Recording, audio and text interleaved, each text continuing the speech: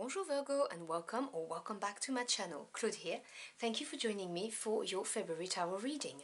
So I hope you're doing well and that you've had a good beginning of the year so far.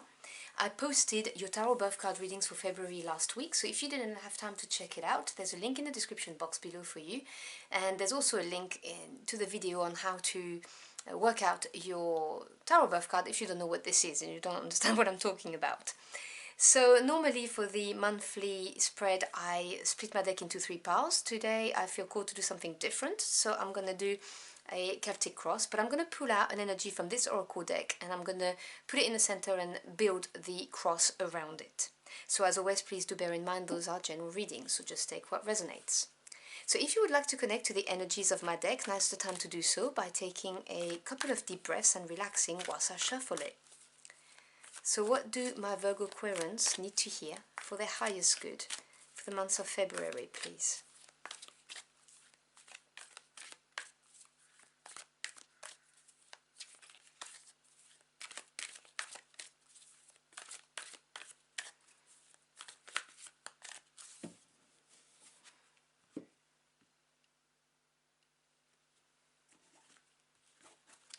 So your main energy for the month is flexible, card 19. Let me show you. So your spirit team is asking you to be adaptable, not defensive or rigid is what I'm hearing. Circumstances may call for you to actually be a little bit bendy. That's a strange word, I've never used it before, so it must be a message for someone out there.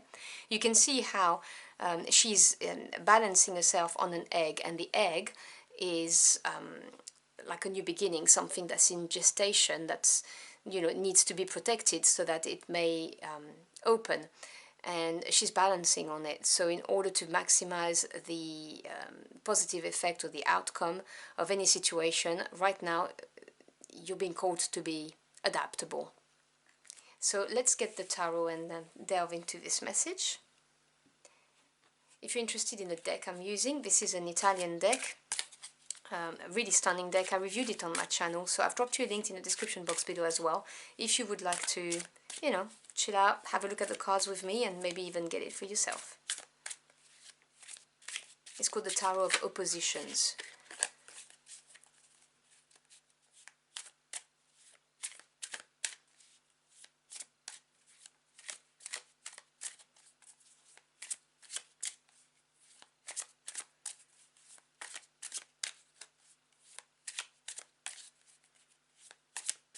Alright.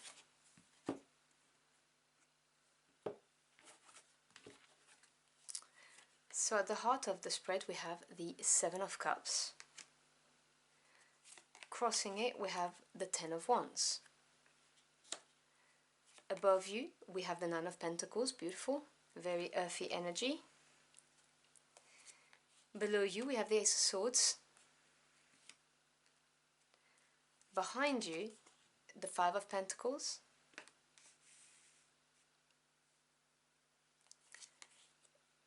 Ahead of you we have the Six of Swords. Your advice is the Three of Cups. In your environment we have Judgment, big energy, big karma energy. Hopes and fears, the Eight of Wands. And your potential final outcome, the Queen of Pentacles. Bottom of the deck, which is the energy at work that you may or may not be aware of, we have the King of Wands. Alright, so let's talk about that. The kings in the tarot are the masters of their suit. They're the highest you can get in that suit, so they know the ins and outs of their suits. And they are masters, you know, they are knowledgeable. Wands is to do with fire, so it's passion, drive, desire, your spirit. The King of Wands is obviously no gender attached, we're talking about just the energy. Is somebody who is like an entrepreneur, you know, they take decisive action, but they take calculated risk. They've learnt from being the Knight of Wands that going after what they desire without thinking of consequences doesn't always yield the best results. So they do take risks, but it's calculated, you know, they use their experience to their advantage. incredible leaders. People look up to them, you know, when they come into a room, you know they're there. They can be also very active people or sporty, you know, fiery kind of people. So there is this happening underneath this, and I'm getting the vibe of the entrepreneurial quality of this king more than anything. It may be someone around you who's pivotal to this situation, but I'm getting the message that this is more you, you know, needing to embody this energy in order to move things forward for yourself, is what they're saying.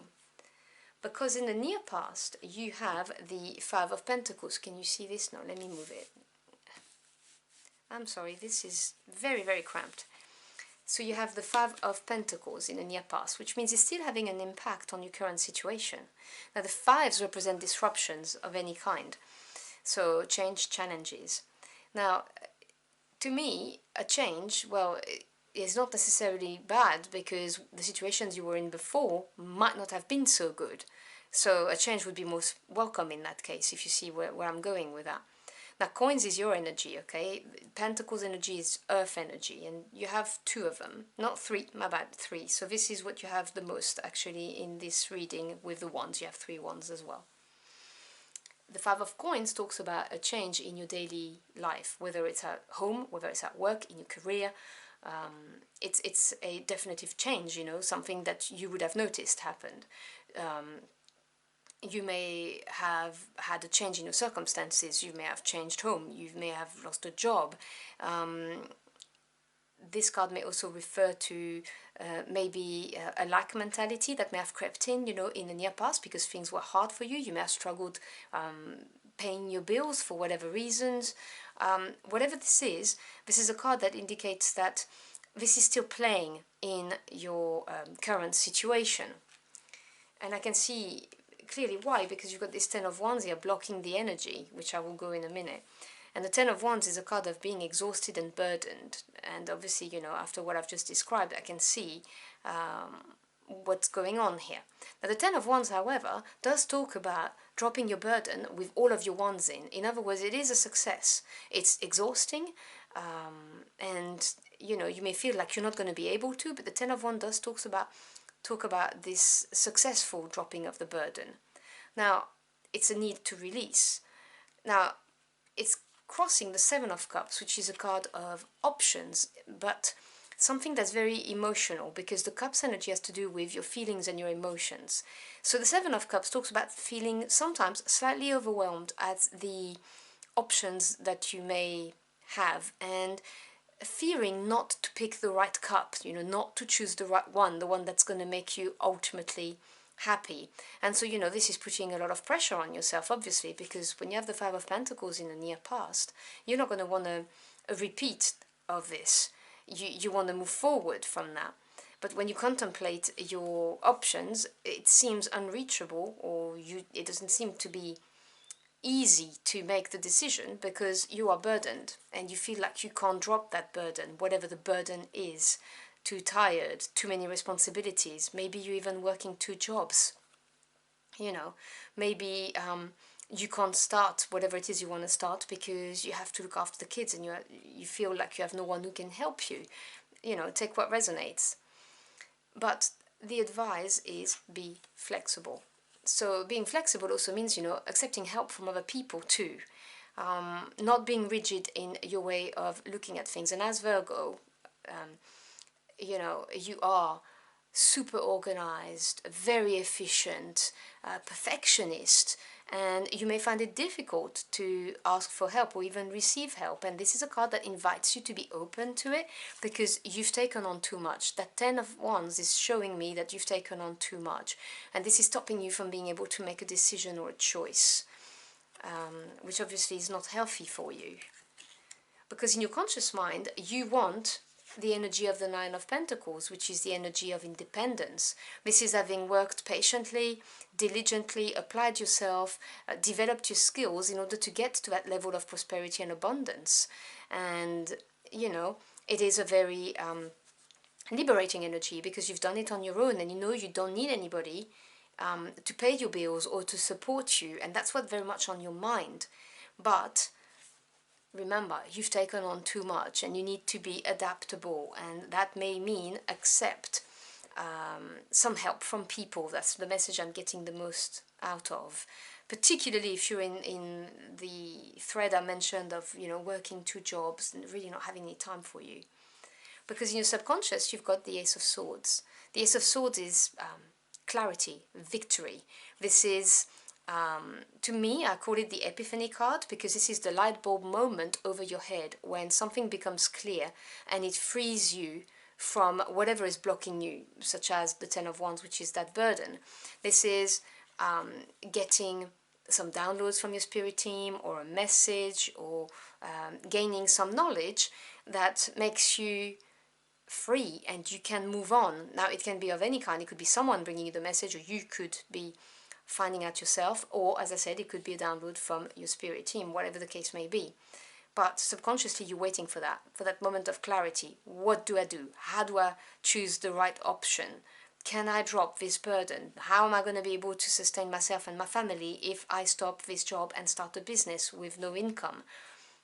Whatever the case may be. But there is this drive with the King of Wands underneath the deck that's really pushing you forward. You want to do this.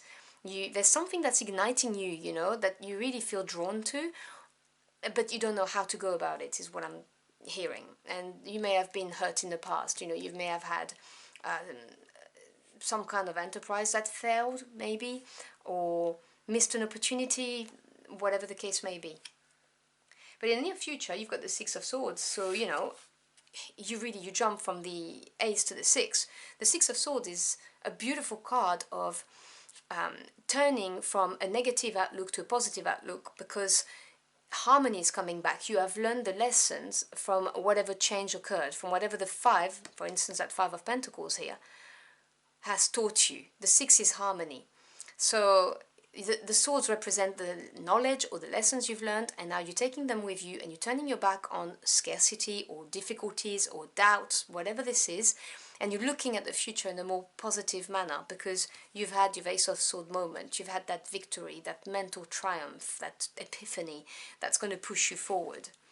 So you're not going to be blocked too long by this Ten of Wands, this burden that you don't quite know what to do with. And the advice is the Three of Cups. Now, the Three of Cups, generally speaking, talks about happy moments, celebrating, but it also talks about happy times with your family, with your friends, with your circle, may talk about networking.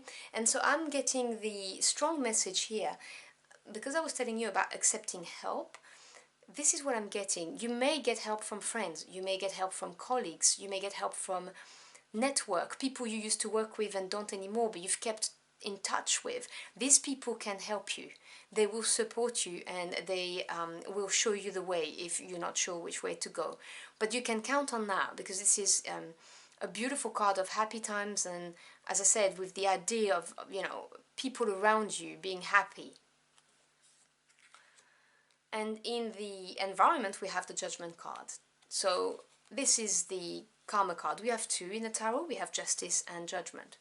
Judgment is a card of evaluation, life evaluation, situation evaluation, a report card, quite literally, looking at it and judging it. So you are in that phase where you probably are doing that yourself. It is also a deep transformational card, because it is shedding the old in order to welcome a leveled up version of yourself, a better version of yourself. It's a true transformation for you. That's happening right now. Because anyway, if you want to go from the 5 of coins to the 9 of coins, this is a big jump. This is prosperity and abundance. This is, shaky grounds kind of thing. Change. Not so stable anymore, because we've left the comfort of the 4 of coins, which is very, very stable. So this is why in your environment, which is the external circumstances, we have this judgment energy, this transformation, this reevaluation of things. It's very deep, which is why you need to be flexible. It always comes back to this in the center here, because nothing is all black and white. Looking in shades of grey is more beneficial, really, when it comes to that, to our evolution, is what I mean. In your hopes and fears, I can see that you're hoping for fast advancement. The Eight of Wands is the card of things speeding up. 8 is attainment in the tarot, and Eight of Wands represents really going fast, being unstuck, you know. So once you drop that burden, whatever that is, things are going to move forward very quickly for you. Now, the Eight of Wands can manifest itself in different ways. You can get correspondences of any kind, so it could be an email, a text, phone call. It could be someone coming your way as well, like physically, or it could be you traveling, going somewhere, moving forward.